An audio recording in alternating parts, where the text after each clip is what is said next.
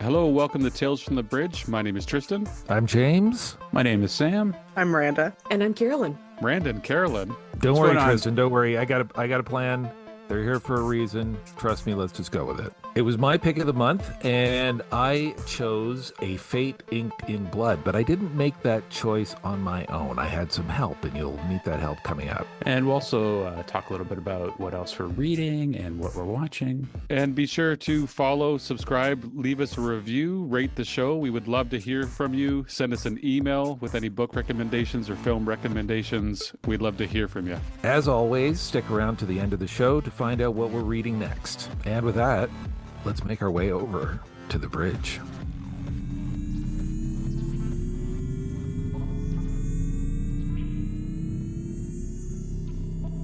It was indeed my book of the month pick. And, I felt like just doing something a little different, a little off-road this time, especially because, our subject this month isn't just a book. It's a bit of a subgenre as well, too. And with the rise of the romantasy, I had to know more. I had to check this out a little bit and figure out what's going on because, there's the romance, which I know has also increased in sales over the last number of years as well, too. I read an article about that recently. And fantasy has always been one of my favorite genres. So, I don't mind a little bit of,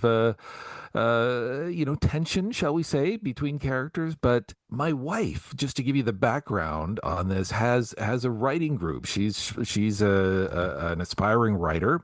And when I told her that I wanted to do something in this genre, I'd heard, obviously, of the books that have really blown this genre up, which are A Court of Thorns and Roses, or Akotar, I guess is the book talkers say, and then Fourth Wing by Rebecca Yarros. So I was just seeing these books all the time in the bookstore, wanted to know what they were all about, but I also kind of wanted to do something a little different and under the surface and maybe not the obvious choices. So my wife told me that one of the members of her book club, Carolyn, who's our guest, or one of our guests tonight, was a fan of the genre, was also extremely well read, and could offer some informed opinions. So not only did I want her for this, originally I wanted her for just the choice, and she came through. She right away had this idea to do A Fate Inked in Blood, written by Danielle Jensen. And so, Carolyn, thank you for that. I was grateful for your initial choice and your willingness to join us for the review tonight. And just the most basic summary that they have on the website reads, "A shield maiden blessed by the gods battles to unite a nation under a power-hungry king, while also fighting her growing desire for his fiery son in this Norse-inspired fantasy romance from the best-selling author of the Bridge Kingdom series." So that is the intro, I think, on Danielle Jensen's site. And yeah, when you told me that this was a book sort of loosely rooted in Norse or Viking mythology, that was a total green flag for me. I've always been into the gods and goddesses and, heroes of whether it's Egyptian or Greek and Roman, or especially the Norse myths. They're just so compelling and so resonant. I was very keen on reading this for that element. I'm just going to say I liked it. I enjoyed reading this book, not knowing at all what to expect. But it's not Hemingway. Let's put it that way. But I found the book to be, it was well rooted, if not sort of surface level in the mythology content. But what was there felt really authentic. It didn't feel wedged into me. It felt very natural for this sort of fantasy alternative world story. The briefest synopsis is that this woman, Freya, who is our main character, trapped in a terrible marriage, but then meets this handsome stranger. Things happen from there, and we learn that people in this world are sometimes blessed by the gods and goddesses. And so both Freya and Bjorn, the handsome stranger, are these what they call unfated. So people who have a drop of blood from their god, their patron god or goddess, and that will manifest within them as an adult in all sorts of superpowers, more or less. One is a flaming fiery axe, another is an impenetrable shield. And another talent is the ability to tell engrossing stories, really kind of like a bard or a skald, I think they called them back then. So I kind of dug that. Just for the pure sort of fun fantasy element, I appreciated that this wasn't, a total build from scratch fantasy world with, fairies and, or other names of places and people. This felt kind of plug and play. Before we go to Carolyn or Miranda, though, I kind of want to get Tristan and Sam's take first. So, what did you guys think? Sam's holding that mute button down. Sorry, man. I was like just pushing Tristan in front of me. You go first, my man. Yeah, no, I'm happy to go next. I did enjoy the book. I listened to this one. I found it very easy to listen to. Would I have ever purchased this myself to check it out without being in the situation of it being mandatory? I'm being forced to. Is that what you wanted to say? Being forced to read this book? Yeah. Well, I wouldn't have listened to or read it. But I in no way regret it. I'm not going to come down on this hard at all. I did enjoy what I read. I thought it was fine. It was good enough. It was entertaining. Looking back on it, I don't feel very much depth of character with especially the two main characters. There wasn't much character between them. There was he was just this hot, loyal dude that can fight really good, just like kind of all fantasy hot dudes that can fight really good. And he has a flaming axe, so that's cool. But there was not much depth to him. And by the way, she married his dad, and but was like touching his wiener for the whole book. She did not have too much character for me either. Besides, like she was a very strong-willed woman, and she was mouthy, and she was very strong, very tough, and defiant. But that's also kind of cliche of it became all she kind of had.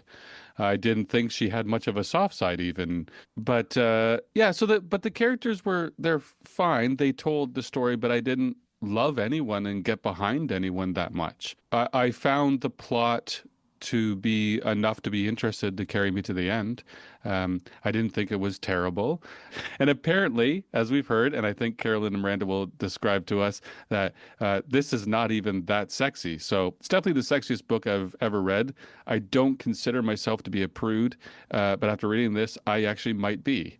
And unlike Pastor Tristan here, I don't object to you know uh, people getting down in books. That's cool. Like that was for me. Like I'm a fan of Outlander. Like I can and there's something for everyone in Outlander. Let's face it, right? Like Jamie and Claire. Like Claire's a runway model, right? Like they put her up with like this really hunky dude. Like we can all get on with there's something for everyone there, right? I think where I struggled with this one was I was sort of forewarned that this is essentially like 50 Shades of Shire, and I was like, sure, like let's do it. Let's get on this train. I'm happy to like go there.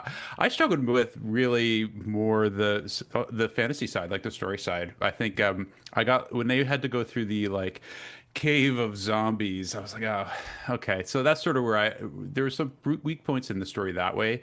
I'm also not super into Vikings. I realize like it's not like so I liked that the author has made this sort of change, right? Like it's a great way to expand uh, fantasy is to go and incorporate rather than like incorporate some the typical like Norman knights or British knights sort of in shining armor kind of thing. They went to like a different kind of world that's of that era, or it's swords and arrows and that kind of thing, and all of that, but not like we've left England and we're actually somewhere else. And so I like that could be done really well. I think of Fonda Lee and the her Jade series like does that really well, like where it's fantasy in a sort of Asian context. So I'm very much into that, but for whatever reason, like the and I know like the Vikings kind of had a moment over these past few years. I never quite connected with it. And so then when the Vikings are going through what's essentially like Shelob's cave, I was like, yeah, I don't know. So for me, those were sort of the weaker points, but that was just my own personal bias. I'm actually like, I think she did an excellent job. I think the author did an excellent job with this book. And if you're down with Vikings, this is absolutely the read for you. If you're down with Vikings getting down with one another, even more your jam, and I'm all for it. Like my struggles with it were just like personal taste, and nothing to do with like how well it was written or how the story was crafted. It's excellent. If you're interested in, I think, reading the next stage or next expansion of fantasy, which I think there's a lot of interesting things happening in that space, this is an excellent recommendation. I have to start this by saying the nuanced critique that all of you have provided from your perspectives of being more sci-fi, being more cozy sci-fi. Honestly, that is something, and this is my random soapbox that I'll stand on for just one moment. I hate people who go, this was the worst book ever. I don't like romantasy. I like this, so this is a one-star read because this is the worst book that's ever been written. I love when people are able to say, you know what, hey, not my jam. You know, I would rather be reading something else, but I recognize who this is for. So already I am thrilled beyond my wildest dreams that all of you aren't ready to like throw the book across the room and never let James pick another book ever. And I very much agree with Sam. What I loved about this book, and I think the thing that really drew me to it, is so many of the romantasy books are kind of within this ambiguous Scottish, Irish, English, something, this melting pot of what that mythology is. And it gets a little bit repetitive. So the second that you've got, a shield maiden hucking an axe at someone and cleaving their head in two to free herself from, I don't think I'm ruining anything with chapter 3, but to free herself from a horrible marriage, to actually protect her brother, she murders her husband with said flaming axe. And that was the moment that I went, I am ready to read the rest of this book. I am in it to win it. And that is it. I think that was my expectation going into all of that. Miranda, what have you thought about the book? I read a lot of romantasy and I really like Vikings. I really did not like this book. Plot twist. so, so I don't know if you want to end with me, but I can see why lots of people did like it. Even with like dark books about gods coming into people's lives, there's usually like a trickster god that adds a little bit of humor. There was nothing cheerful. There was nothing whimsical. I didn't like anyone. I didn't care if they slept together because I didn't care what they were doing. It was really, really very difficult for me to get through it.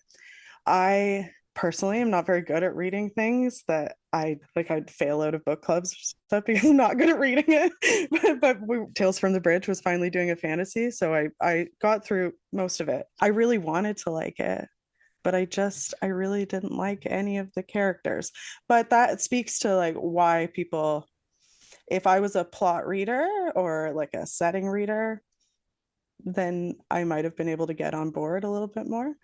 But the characters were just, I'm really much more of a character reader. I have to care about the people that I'm going on the journey with, and I'll go on any journey. But she was just kind of whiny and mean. so and Bjorn was just kind of often like lurking in the shadows. The smut part was fine, So if I can just, knowing not much about the romantasy genre, when it comes to the Sarah J. Maas and the Rebecca Yarros, is this similar to that then, or do those have the whimsy you're talking about and the a little bit of humor mixed with dark, and or does it just come down to The books don't take themselves as seriously. Yeah, I will say, and there's probably going to be romantasy readers everywhere clutching their pearls. Um, but I didn't love Fourth Wing. And that is coming from one of the things that I do is I stream in the writing and reading category on Twitch. And I get a lot of fantasy readers coming in and a lot of people who adore Fourth Wing. And to a certain extent, that for me was the book where I could see the tropes and I went, okay, so this is what's going to happen next, and this is what's going to happen next. Again, not to take away from the genre and not to take away from people who thought that was the greatest book ever. I I will also say that I think probably one of the low key favorite, I can't really call it romantasy, but one of my favorite fantasy books that I've read that kind of dives into this genre was by Rebecca Ross, A River Enchanted. It's a duology that has the same sort of yearning and lovers separated thing that, is so big with some of the other books that have been popular at this point in time. I would agree with Miranda that it's definitely that A Fadington Blood is probably a little bit darker. Definitely, if you're not here for, the Viking, axe in the head, if you're not ready for that for a romantasy, or if you're expecting again a little bit of the whimsy of ACOTAR, or the whimsy of Fourth Wing, then 100%. There's tons of different books sitting within the romantasy genre that dive a little bit further into different areas. But I do say, love a trope.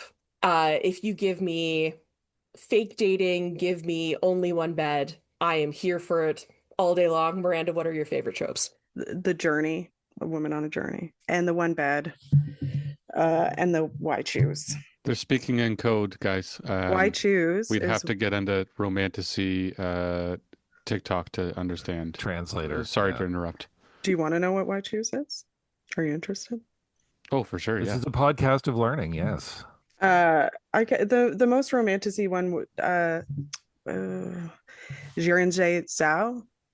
Did I say that right? Yes, and I know exactly what book you're talking about. I think it might be Shirin Jay Zhao.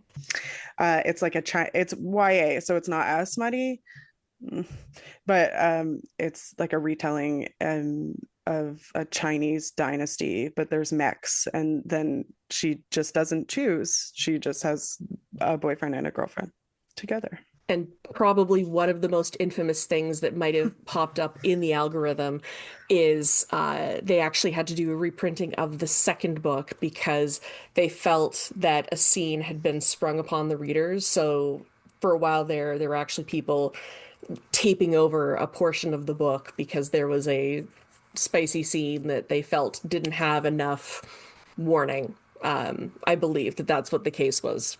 Feel free to correct me, Miranda, if if I right. misremember that one. Well, and I guess on that note too, the Sookie Stackhouse novels that True Blood, the series, was based on, they were kind of smutty, weren't they? No, I haven't read any. I mean, it sounds like maybe I should. Well, the 'cause show they sound certainly fun. was.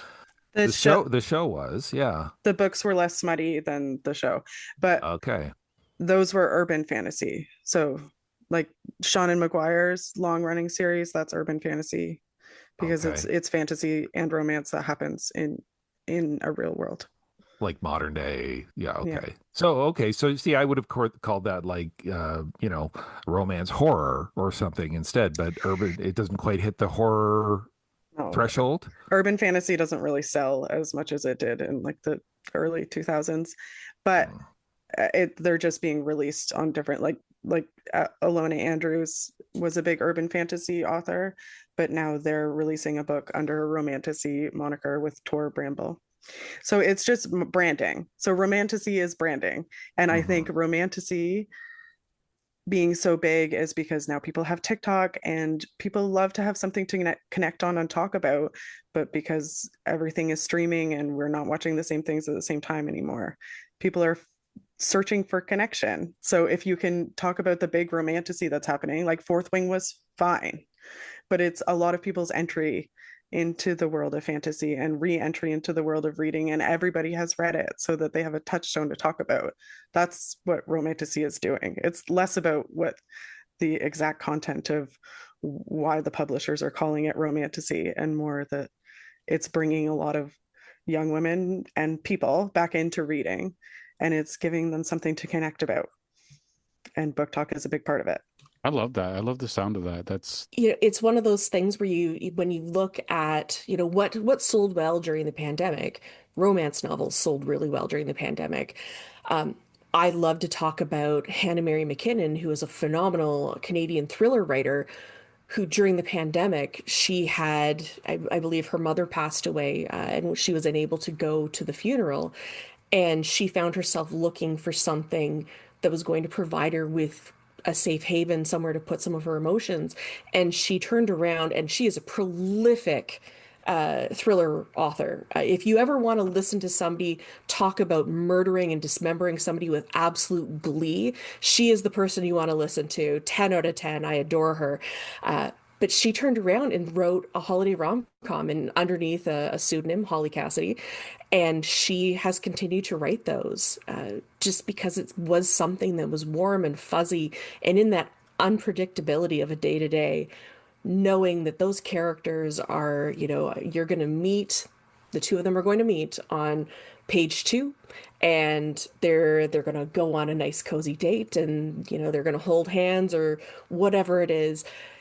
And obviously there's going to be that huge misunderstanding, and then their relationship's going to fall apart.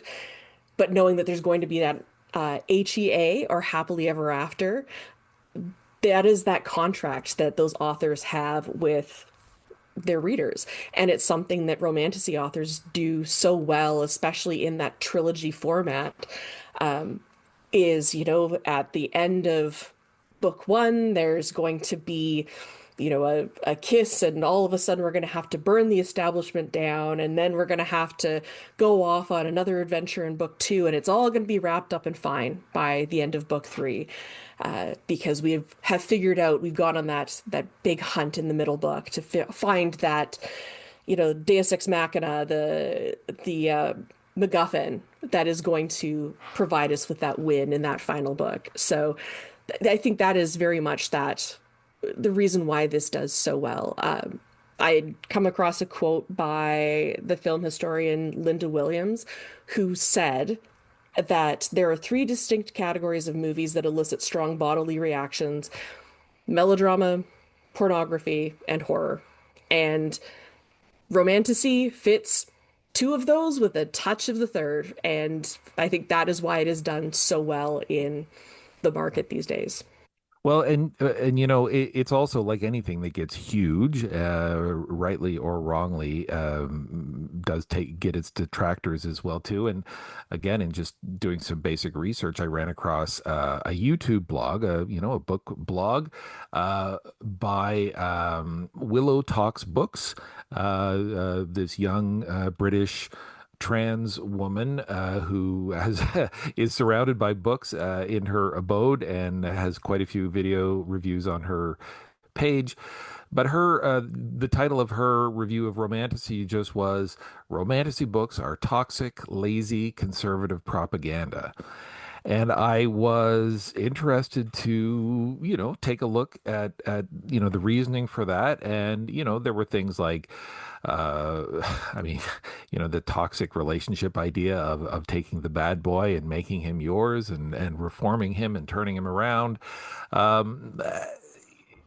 The conservative propaganda piece, I think she tied to the notion of taking someone potentially, if not, abusive, if not downright, or just obnoxious. So and then taking them into your life. So again, I'm glad, Carolyn and Miranda, that you guys are here, because I don't know how to feel about that, having only read one romantasy so far. Is there this dark side to this subgenre? I can 100%. I haven't heard that quote before. And I love the amount of research that was done going into this. Uh, I can 100% see from that perspective why that is a tagline that would be applied to romantasy books. One of the things that I think when I was doing my big info dump on you when we were discussing this book the first time around is some of the cis heteronormative standards that are within the romantasy field. And for example, I will bring up Sarah J. Maas with some of her characters. It's male, female, and that's what it is. And then I believe it was one of the later books in the ACOTAR series where she finally did kind of hint that one of the characters might be bisexual or a lesbian, and it was seen as like a token addition to the novel. When Sam was talking about cozy fantasy earlier on, one of the big things that I love about that genre, whether we're talking about oh my gosh, Becky Chambers is a fantastic example with the Monk and Robot series. Travis Baldry is obviously right there with all of that. Rebecca Thorne, who you guys also had on the podcast, which just absolutely made me so happy. Her Instagram is so cheerful and wonderful. Go follow it if you're not following it. All of these books have a representation that some fantasy books just don't have. Whether it's, when I think about the Monk and Robot series, what I love is it's not made, the main character's sexuality is not made a huge part of what the book is. It's just, they went home with a man and that was carry on, and it is what it is, which I love. And when a plot is not centered around that, it's when those characters are allowed to exist within a field of fiction that delights me to no end. I think romantasy, the big ones that everybody is talking about when they're talking about romantasy, it's not literature. It's brain popcorn. It's an easy entry to a genre. It's an easy entry to reading. It's something that everybody feels like they can get on board with. So to judge it in the same way that you would like that's not what the goal of the book is. And a lot of it is still like the Hunger Games of it all. Like they're still rebelling against the big bad conservatives. There's not that much representation of a lot of diversity other than like token diversity. But if you lined up all of the writers or the authors of these romantasy books, they're writing from their own experience. It is largely middle-class white women that are writing these romantasy books. That speaks to a kind of other sociological element of this, one that I'm certainly not qualified to analyze, but I think it's there, and whether or not it's that authors, who are writing these have their finger on the pulse, so to speak, of, this genre, or is that just who the publishers want? Are publishers pursuing that kind of institutional homogeneity, if not racism? I don't know. Again, that's Mormons. It's Mormons. Well, there's a lot of Mormons. This is a thing for a lot of fantasy. Brandon Sanderson and Orson Scott Card, like that. It's Rebecca a Yarros. thing. Yeah. One of the cool things that I just discovered, and I wish I had found it before I read the book, but on Danielle Jensen's, the author's website, she actually has a it's an extensive name pronunciation guide for all of the names of the characters and places and things in this book. And it's not just a guide, it's audio clips of a native, I guess, Norwegian speaker doing these names. So it's really fun to just go through and play, Freya and Bjorn and all of these different names. And I thought, smart, good tip. So when I read the second one, I'll know better. Okay, well, that is romantasy. I like the book. Again, it was not what I expected, and I get the sense that this subgenre has a huge range. But I'm glad we did it. It was something a little different.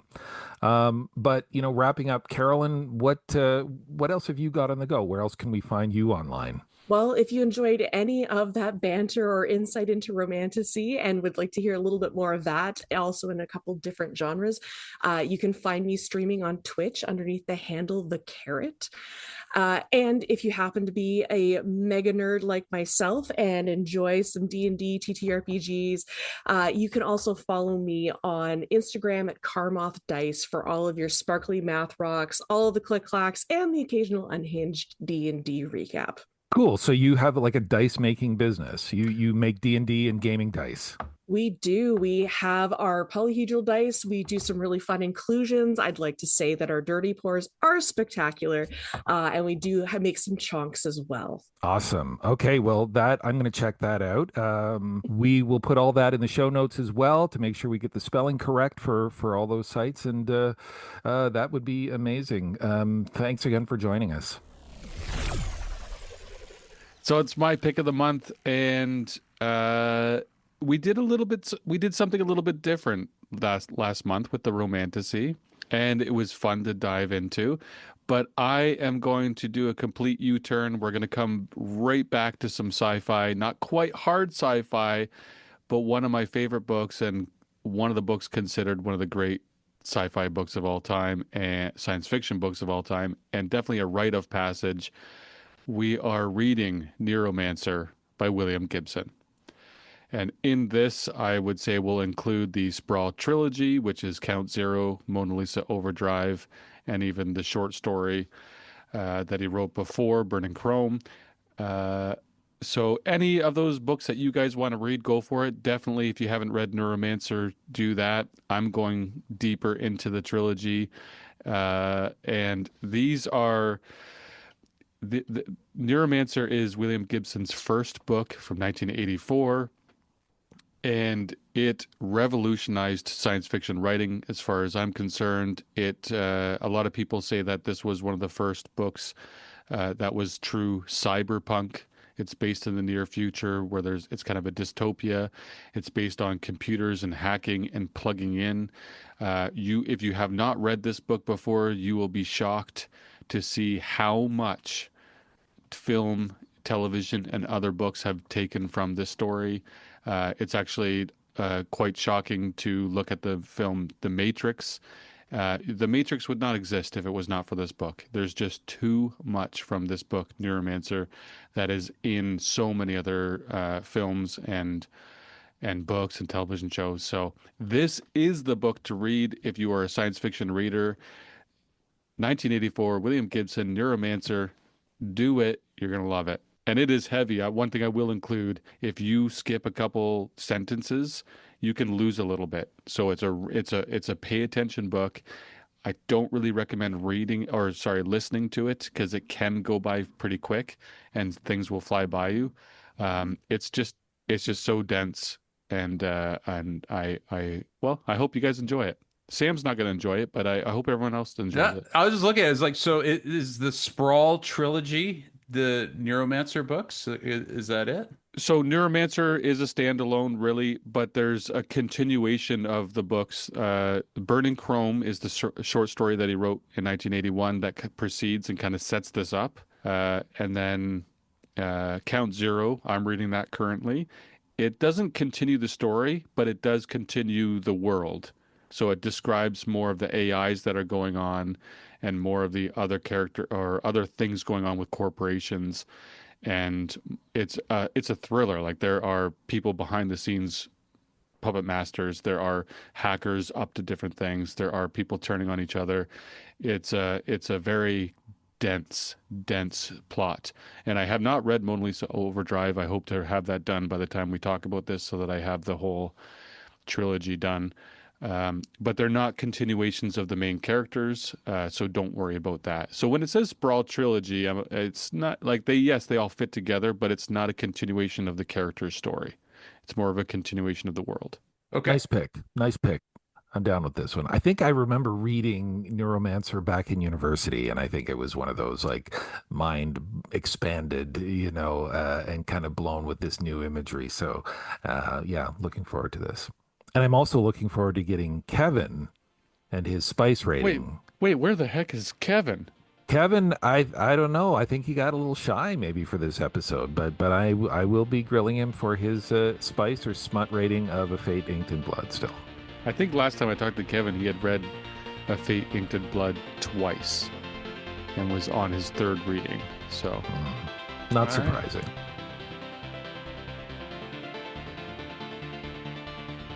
Thank you for joining us for this episode. We know we did something a little different with the Romantasy, but we appreciate you being here. Back to some real sci-fi and William Gibson, Neuromancer, the Sprawl Trilogy. Let's do it. This is going to be a good one. If you've never read it before, you are in for a treat. Thanks for listening again. Until next time.